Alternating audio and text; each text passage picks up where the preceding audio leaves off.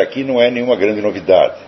Pelo menos não soaria como tal aos ouvidos de Sócrates, do imperador Marco Aurélio ou de Santo Agostinho, para não falar de Moisés e do faraó. No entanto, ela se tornou de tal modo estranha à sensibilidade dos nossos contemporâneos que já não se pode apresentá-la com a cândida impudicícia das verdades simples e diretas.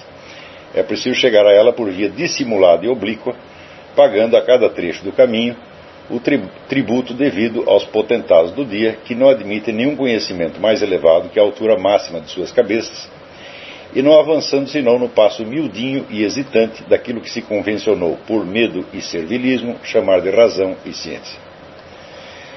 Poucos males, com efeito, debilitaram a inteligência humana, tanto quanto a crença popular de que nada se pode saber com certeza, senão o que seja admitido universalmente como certo, pela comunidade acadêmica, uma das mais presunçosas e corruptas que a história já conheceu.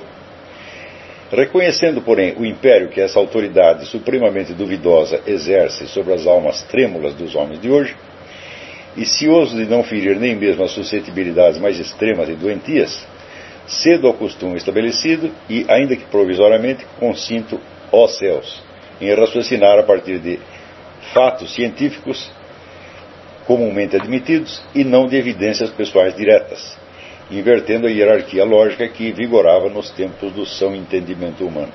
Bom, aqui está subentendido que sem a capacidade de você ter evidências diretas não haveria conhecimento científico de maneira alguma.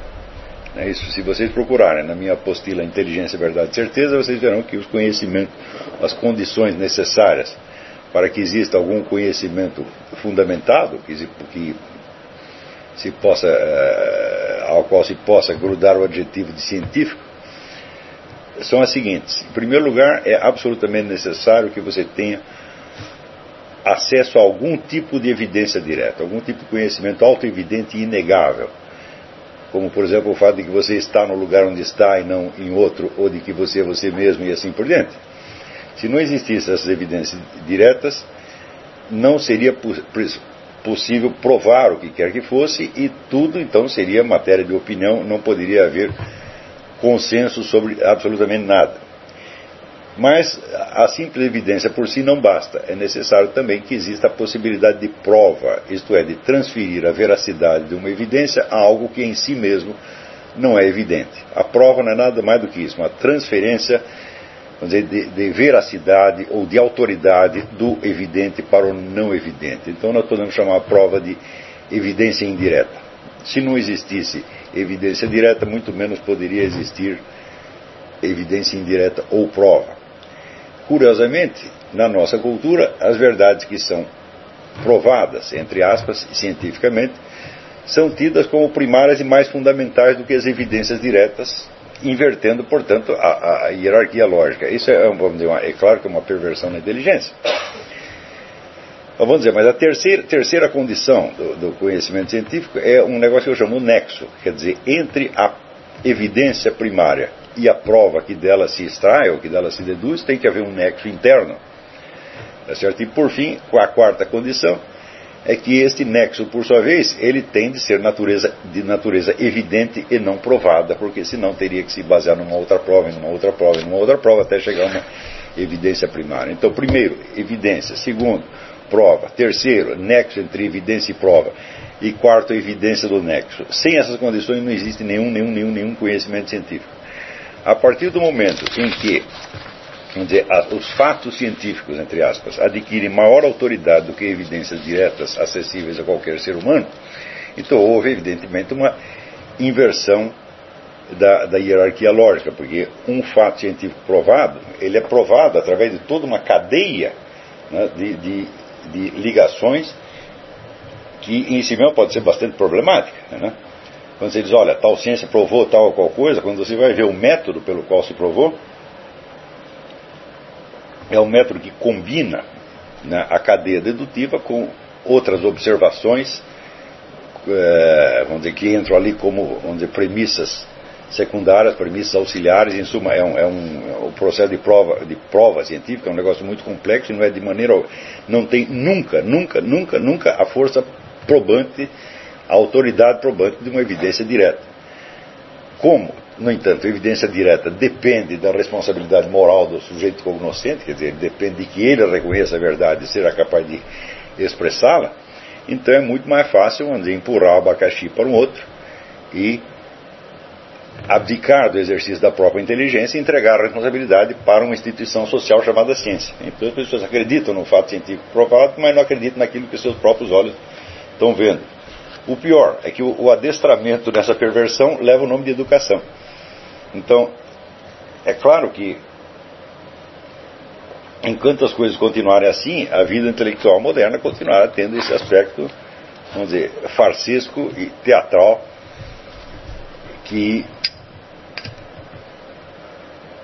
cujos efeitos históricos e sociais podem ser, vamos dizer, os mais letais que você pode imaginar.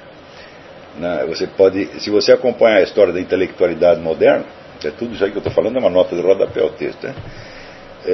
Se você acompanhar a história da intelectualidade moderna, você vai ver que a atuação da classe intelectual, da classe acadêmica em certos momentos da história, tem sido sistematicamente em favor do que existe de pior e de mais danoso e prejudicial. Eu acabo de ler um livro de um autor chamado Herbert Lotman, chama de Left Bank, a margem esquerda. Ele conta a história daquela geração de intelectuais franceses entre as duas guerras, sobretudo entre os anos 30 e 50, que, somando tudo, não passava de 80 pessoas. E essas pessoas exerceram, então, uma influência mundial. Elas praticamente, vamos dizer, determinaram, por exemplo, a entrada dos Estados Unidos na guerra, determinaram a formação do Front Popular, né, antifascista, entre aspas, como camuflagem à política de apoio discreto que a União Soviética estava dando ao nazismo. Em suma, ajudaram a criar uma das camuflagens mais persuasivas e poderosas da história, e criaram ilusões que na época se impregnaram na mente da opinião pública mundial, na verdade, como se fossem as verdades mais autoevidentes, né? Uma delas foi justamente esta caracterização do comunismo como um instrumento de resistência antifascista, precisamente no momento em que a União Soviética estava lá alimentando o exército alemão para invadir o resto da Europa. Quer dizer, havia duas operações simultâneas, quer dizer, uma de fortalecer a Alemanha para a Alemanha destruir as democracias ocidentais, porque o Stalin acreditava que os nazistas não conseguiriam governar, quer dizer, eles iam destruir tudo, mas não iam ficar com o poder, no final viriam atrás deles viriam os comunistas. Então, enquanto Stalin prosseguia essa política, esta elite intelectual criava, vamos dizer, a camuflagem que dava a impressão de que o que estava acontecendo era exatamente o inverso. Era uma heróica luta antifascista para todo quanto é lado. Então, no passado de 80 escritores, que em geral moravam no mesmo bairro, tudo na margem esquerda do Rio Sena, né? E onde naqueles restaurantes que tem mesinha na rua, os cafés, né? Ali circulavam as notícias, as palavras de ordem, etc, etc. E pior, esses 80 escritores, vamos dizer, quando você vê o efeito que eles tiveram, o efeito que eles conseguiram desencadear no mundo e a qualidade das suas obras respectivas, uma coisa não justifica a outra de maneira alguma. Praticamente não havia, vamos dizer, a possível e duvidosa exceção de André Gide, porque André Gide só aderiu a isso durante um certo tempo, não havia nenhum escritor de grande valor ali. O André Gide participou dessa coisa durante algum tempo, aliando-se aos comunistas, até que eles tiveram a infeliz ideia de levá-lo para a União Soviética, onde ele ficou horrorizado e voltou escrevendo, falando, não é nada disso que vocês estão falando, aquilo é uma bela merda, entendeu? Aqui está cheio de prisões políticas, estão matando gente a 3x4, e então o único, quer dizer, escritor notável que havia entre eles era o André Gide, cuja adesão foi temporária. Então, eu estou contando esse episódio só para vocês terem uma ideia de como é vamos dizer, a atuação da intelectualidade, né, nesses momentos decisivos da história. Né? Aqui nos Estados Unidos também, mas você vai ver nos anos 60, uma gigantesca mobilização de intelectuais, sobretudo universitários, para parar a guerra do Vietnã. E quando pararam a guerra do Vietnã, o Vietnã do Norte, que já tinha invadido o Vietnã do Sul, invadiu também o Camboja e no total matou 3 milhões de pessoas. Isso é 3 vezes mais do que o total dos que haviam morrido na guerra. Então nós devemos isso à intelectualidade. Então, quando você vê que, vamos dizer, as pessoas que estão mais investidas de autoridade, entre aspas, intelectual, avaliam as coisas de uma maneira tão falsa e têm, vamos dizer, uma atuação tão daninha, então é a hora de você perguntar se não existe algum princípio perverso que orienta e inspira toda a vida intelectual contemporânea há alguns séculos, para você chegar, vamos dizer, ao ponto disso acontecer. Se você investigar em outras épocas da história, você não vai ver comunidades inteiras de letrados, né, aderindo a uma coisa tão maligna assim. Isso não há exemplo disso na história humana. Tá certo? Isso começa, vamos dizer, a partir do século XVIII, quer dizer, a formação da intelectualidade no sentido moderno, que são, vamos dizer, os donos da opinião pública, né, como se fossem os representantes da parte mais elevada, esclarecida da sociedade. Isso começa a partir do século XVIII e chega às suas consequências mais letais, né, durante o século XX, se bem que a coisa não acabou ainda. Então, quando a gente observa esses fatos, a gente vê, olha, isso aí coisa desse tamanho não pode acontecer tão somente por fatores de ordem sociológica e pessoal. Você tem que ter algum fator interno, quer dizer, algo na própria estrutura da vida intelectual que está determinando tudo isso. Então é por isso que eu me refiro, vamos dizer, a esta coisa da inversão, né? Vocês sabem tudo que eu tenho esse estudo sobre a mentalidade revolucionária, mostra ali que a lógica interna da mentalidade revolucionária consiste basicamente em inversões. Esta inversão em particular não está mencionada ali porque ela não é só um componente da mentalidade revolucionária, ela é, por assim dizer, um fator que está presente em toda a vida intelectual contemporânea, né? Mas a ideia de você, quando você examina as coisas objetivamente, você diz, olha, nenhum ser humano em sã consciência, que esteja na plena posse das suas faculdades intelectuais, pode atribuir mais confiabilidade a um fato científico, entre aspas, do que a uma evidência direta. Ninguém pode fazer isso. Por quê? Porque os fatos científicos, toda a validade deles depende, em última análise, de evidências diretas. Não é isso? Mas esse costume está tão estabelecido que já virou quase, quer dizer, uma estrutura neurótica que está presente em todo quanto é lado. Então, por isso que eu estou fazendo essa observação aqui. Então, vamos lá. Não obstante, faço 2 reparos. Primeiro, quando na continuação forem expostas as evidências que este capítulo postergou, o leitor há de perceber que, em retrospecto, os fatos científicos não eram realmente necessários à compreensão do assunto e só foram apresentados, em primeiro lugar, por uma concessão de ordem pedagógica, tendo em vista que a opinião geral se acostumou a tomá-los como a expressão suprema ou única da verdade e, por isso mesmo, já nem lida muito bem com as evidências diretas, nem muito menos entende por que elas têm mais autoridade probante do que qualquer fato científico. 1000 fatos científicos não substituem uma evidência direta, mas nas condições psicológicas de hoje em dia, uma boa ração de fatos científicos pode, pela força sugestiva do seu simbolismo e não necessariamente pela sua autoridade probante, tornar menos opaca a evidência direta, sem a qual, em última instância, elas nada significam. Ou seja, a gente pode usar uma série de fatos científicos, como eu mesmo usei aqui, para preparar a atmosfera psicológica na qual alguma evidência direta possa aparecer dentro dos olhos do espectador. Mas esses fatos por si mesmos, eles têm mais uma força sugestiva, pelo seu acúmulo, que cria então uma espécie de persuasividade retórica, por assim dizer, preparando o caminho para a evidência. Eles têm mais esta função simbólica do que uma função verdadeiramente probante. Segundo reparo, embora a imortalidade da alma deva emergir destas páginas como uma realidade patente, como o fato dos fatos, não vai nelas a menor intenção de prová-la, e nem mesmo de apresentar em favor dela um só argumento que seja. Nos últimos tempos têm surgido vários livros que tentam provar a imortalidade da alma, entre os quais o de Dinesh de Souza, A Vida Após a Morte.